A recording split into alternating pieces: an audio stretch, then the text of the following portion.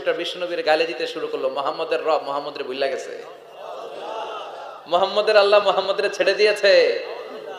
বিশ্বনবীর চাচি আবুল আহাবের স্ত্রী উম্মে জামিল বলতে শুরু করলো, কি মোহাম্মদ, তোমার শয়তানটা তোমার কাছে আসে না? না, শয়তান দ্বারা তিনি জিব্রাইলকে বুঝিয়েছেন যে তোমার জিব্রাইল তোমার কাছে আসে না। এভাবে সবাই গালবন্ধ করতে শুরু করলো যে মোহাম্মদের আল্লাহ মোহাম্মদকে ভুলে গিয়েছে। বিষ্ণু ঈসা ইসলাম নিজেও হতাশ হয়ে গেলেন, কি রে ওহি আসে না কেন, আমার কোনো ভুল হচ্ছে না তো, আমার কোনো অপরাধ হয়ে গেল না তো, আল্লাহ কি আমার উপর অসন্তুষ্ট হয়েছেন, আল্লাহ কি আসলেই আমার ভুলে গেছেন, আল্লাহ কি আমাকে ত্যাগ করেছেন, তিনি কি আমার উপর রেগে আছেন? আমরাও মাঝে মাঝে এরকম হতাশ হয়ে পড়ি। এরকম হতাশ লোক আছে না নাই? কি রে আমার দোয়া কবুল হয় না কেন, আল্লাহ আমার ডাকে সাড়া দেয় না কেন, আমার জীবনে এত দুঃখ কেন, আমার জীবনে তো ভালো কিছু হয় না, খালি সব কষ্ট আমার কেন? এরকম আছে না নাই? এরকম হতাশদের জন্য এই সূরাটা একটা আলোকবর্তিকা, মোটিভেশনাল সূরা। আলহামদুলিল্লাহ পড়েন। বিশ্বনবীকে আল্লাহ আশ্বস্ত করলেন আর এই সূরাটা নাজিল করলেন আর বললেন ওয়াদ-দুহা, ওয়াদ-দুহা, দুহা মানে আলো, দুহা মানে আলো, প্রভাতের সূর্য কিরণের শপথ। Look up, the sunlight, it's a very beautiful day out there. ও নবী হতাশ হবেন না, বেরোন, সকালের সূর্যটা কত সুন্দর, কি ঝলঝলে পৃথিবী, ফকফকে আর তকতকে, দেখলেই মনটা ভরে যায়, ঠিক কি না? দুহা, দুহা মানে আলো, আশার আলো, সম্ভাবনার আলো। আমাদের জীবনে আলোর দরকার আছে না নাই? আলো না থাকলে আমরা বাঁচতে পারবো? আলো লাগে বড় ভালো। এই আজকে আলো না থাকলে আমরা দেখা যেত। এজন্য কোরআনকে আল্লাহ আলো বলেছেন। কোরআনকে কি বলেছে?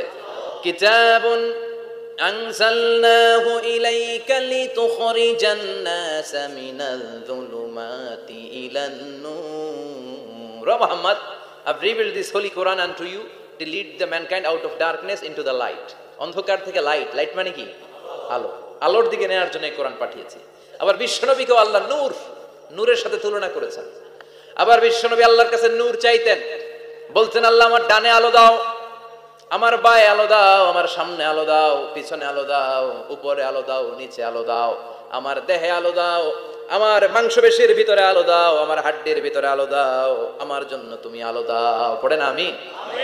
এজন্য আলো ছাড়া বেঁচে থাকা অসম্ভব। আল্লাহ তাআলা আলোর নামে সূরা দিলেন, সূরাতুদ দুহা, প্রভাতের আলো, প্রভাতের সূর্য কিরণের শপথ, আলোর শপথ। সুবহানাল্লাহ পড়ে। এরপর আল্লাহ বললেন ওয়াল-লাইলি ইযা সাজা, আলোর শপথ, সকালের সকালবেলার সূর্য কিরণের শপথ। দ্বিতীয় আয়াতে আল্লাহ বললেন রাত্রিবেলার শপথ, যখন রাত্রিটা নিঝুম হয়, হয় নিস্তব্ধ, নিঝুম আর নিস্তব্ধ রাতের শপথ। তাহলে আল্লাহ আলোর কসম কাটলেন, তারপরে অন্ধকারের কসম কাটলেন, ঠিক কি না? আলো দ্বারা মূলত আল্লাহ তাআলা ওহীর আগমনকে বুঝিয়েছে, আর অন্ধকার দ্বারা আল্লাহ তাআলা ওহীর অনুপস্থিতি বুঝিয়েছে।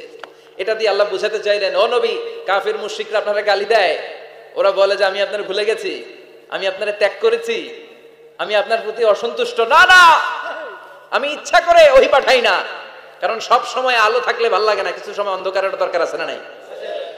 বুঝে শুনে উত্তর দিয়ে। 24 ঘন্টা আলো, 365 দিন খালি আলো আলো আরো আলো। যদি সূর্যের আলো সব সময় থাকে 365 দিন, ভাল লাগবে? রাতে ঘুমাবেন কেমন? আবার সব সময় ঘুটঘুটে অন্ধকার, আলো নাই, ভাল লাগে? ক্ষেত খামারে চাষ করা লাগবে না, বাজারে যাওয়া লাগবে না।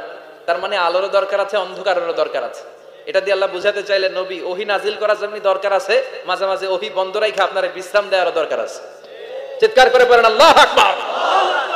এজন্য আল্লাহ বললেন ওয়াদ-দুহা ওয়াল-লাইলি ইযা সাজা মা ওয়াদ্দা'আকা রাব্বুকা ওয়া মা ক্বালা ওয়ালাল আখিরাতু খায়রুল লাকা মিনাল উলা। সুবহানাল্লাহ পড়েন। ও নবী, প্রভাতের সূর্য কিরণের শপথ, নিঝুম নিস্তব্ধ রাত্রিবেলার শপথ, আলো আর অন্ধকারের শপথ করে আমি বললাম আপনার প্রভু আপনারে ভুলে যায় নাই, আপনার উপর অসন্তুষ্ট হয় নাই। আমি আল্লাহ ইচ্ছা করে ওহী বন্ধ রেখেছি, কারণ ওহীর একটা পাওয়ার আছে, বারবার ওহী রিসিভ করলে আপনার স্নায়ু এটা সহ্য করতে পারবে না, আপনার দেহ এটারে বরদাস্ত করতে পারবে না। নবী, আমি আপনার প্রতি এত রহম দিল, এত ভালোবাসি, বারবার ওহী নিতে নিতে আপনার যে কষ্ট হয়, এই কষ্টটা আমার আল্লাহর সহ্য হয় না। এজন্য আমি আল্লাহ ইচ্ছা করে কিছুদিন ওহী বন্ধ রাখছি। সুবহানাল্লাহ পড়ে। তার মানে এই নয় যে আমি আপনারে ভুলে গিয়েছি, আমি আপনারে ছেড়ে দিয়েছি। আরে নবী, আমি তো আমার নামের সাথে আপনার নামকে জুড়ে দিয়েছি।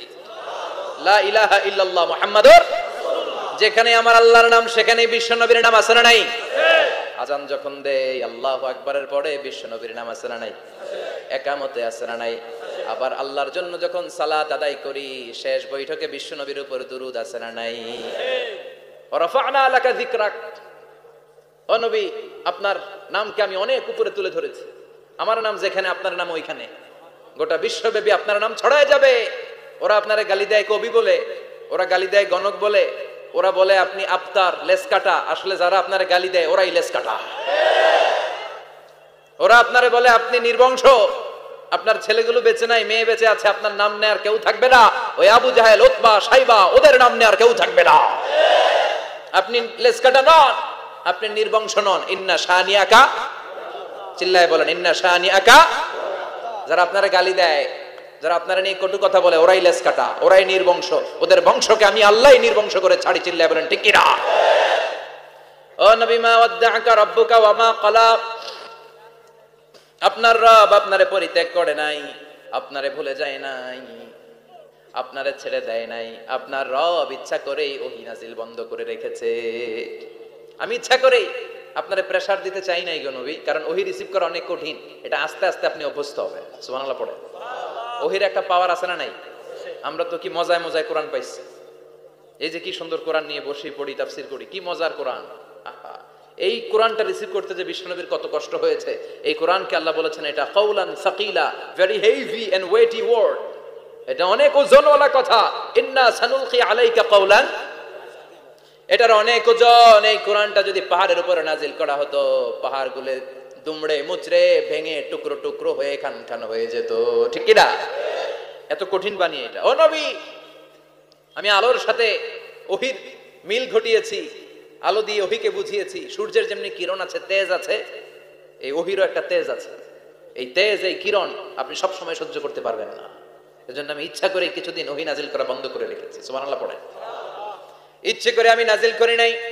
সব সময় নাজিল হলে আপনার ভালো লাগতো না। বুখারীর বর্ণনা, মা আয়েশা বলতেন শীতের রাতে, কনকনে মাঘ মাসের শীতের রাতে যখন বিশ্বনবীর উপর কোরআনের আয়াত নাজিল হতো, বিশ্বনবী ঘেমে ঘেমে একাকার হয়ে যেতেন। হাত্তা লা ইয়াতাফাসসাদু জাবিনুহু আরাকান, বিশ্বনবীর দাড়ি আর থুতনি বেয়ে ঝরঝর করে পানি পড়তো। আমরা কম্বল গায়ে দিয়ে থাকি আর বিশ্বনবী ঘামে। সুবহানাল্লাহ কইবেন না? এটা কওলান সাকিলা, অনেক ওজনওয়ালা কথা। আবার বিশ্বনবী যখন ওটের উপরে বসে থাকা অবস্থায় কোরআনের আয়াত নাজিল হতো, ওটের বুকটা মুহূর্তের মধ্যে বালুর মধ্যে, জমিনের মধ্যে লেগে যেত। ঘোড়ায় চড়া অবস্থায় বিশ্বনবীর কাছে যখন কোরআন নাজিল হতো, ঘোড়ার পা গুলো মরুভূমির বালুতে দেবে যেত। মাঝে মাঝে বিশ্বনবী সাহাবাদের রানের উপরে, পায়ের উপরে মাথা দিয়ে শুয়ে পড়তেন, ক্লান্ত শ্রান্ত। যায়েদ বিন হারেসা, বিশ্বনবীর পালক পুত্র, তার পায়ের উপরে মাথা রেখে বিশ্বনবী একবার কথা বলতে বলতে ঘুমিয়ে পড়লেন। ঘন্টাখানিক ঘুমালেন। যায়েদ বিন হারেসা বলে, আমার কাছে তেমন কোনো কষ্টই হচ্ছে না, বিশ্বনবীর মাথাটা খুব বেশি ওজন মনে হচ্ছে না। ঘন্টাখানিক পর বিশ্বনবীর চোখ খুললেন, আর খোলা মাত্রই ওনার উপর ওহী কোরআনের আয়াত নাজিল করতে শুরু করলো। কে? যায়েদ বিন হারেসা বলে, যখনই কোরআনের আয়াত নাজিল হতে শুরু করলো, আমার মনে হচ্ছে বিশ্বনবীর মাথাটা 50-60 কেজি ওজন বেড়ে গিয়েছে। বিশ্বনবীর মাথার ওজনে আমার পায়ের রান ফেটে যাবে, আমার পায়ের হাড্ডি ফেটে যাবে, আমার পাটা ভেঙে খান খান হয়ে যাবে মনে হচ্ছিল। তার মানে কোরআনের আয়াত যখন নাজিল হয়, বিশ্বনবীর উপর একটা প্রেসার আছে না নাই? এই জন্য আল্লাহ বললেন, নবী আমি আপনার ভুলে যাই নাই। কাফেররা যেমনি আপনার গালি দেয় যে আমি আপনার ভুলে গিয়েছি, আপনার উপর আমি অসন্তুষ্ট, নেভার, অসম্ভব। আমি আপনার উপর কখনো অসন্তুষ্ট নই, বরং আমি ইচ্ছা করি আপনার উপর থেকে প্রেসার কমিয়ে দেওয়ার জন্য কয়েকদিন ইচ্ছা করে আপনার ছুটিতে রাখছি। সুবহানাল্লাহ পড়েন, যাতে করে আবার এনার্জি গায়ে নেওয়ার পরে নতুন করে কোরআনের আয়াত রিসিভ করার জন্য আপনি সক্ষম হন। চিল্লায় পড়তে হবে আল্লাহু আকবার।